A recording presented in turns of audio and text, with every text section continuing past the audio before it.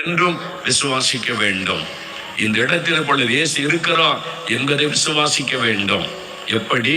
அவர் வாக்கு கொடுத்திருக்கிறார் வேத புஸ்தகத்தில், எந்த இடத்தில் 2 பேர் 3 பேர் கூடி வந்தாலும் என் நாமத்தினாலே கூடி வருகிற இடத்தில் நான் இருக்கிறேன்.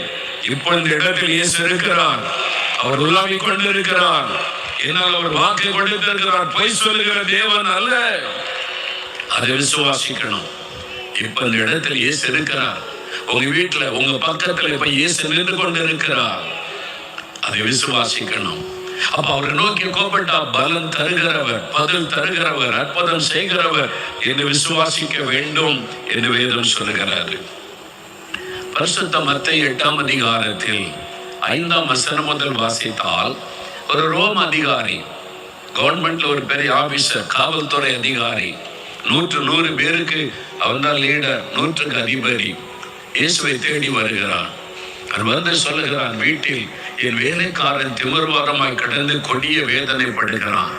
எனக்கு பிரியமான வேலைக்காரன், எனக்கு உதவியாய் இருக்கிறவன், அவனை கொட்டிட்டு வர முடியல, நடக்க முடியாது, திமிர்வாதத்தினால பாதிக்கப்பட்டு வீட்டுல கஷ்டப்பட்டு கொண்டிருக்கிறான். அவனை குணமாக்கணும்னு வேண்டிக் கொள்ளுகிறான்.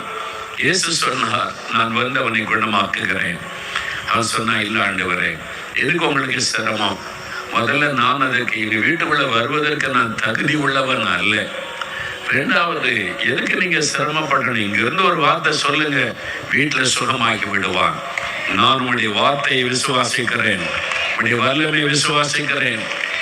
இங்க நீங்க ஜெபிக்கும் போது உங்க வீட்டுல மரண படுக்கையில் இருக்கிறவனுடைய மனைவி சுகமாவாங்க. உங்க வீட்டுல மரண படுக்கையில் கணவர் சுகமாவாங்க. இங்க நீங்க ஜெபிக்கும் போது ஆஸ்பத்திரியில கஷ்டப்பட்டு கொண்டு இருக்கிற உறவினர் சுகமாவாங்க. விசுவாசிங்க. விசுவாசித்தான். இயேசு சொல்லுகிறார்,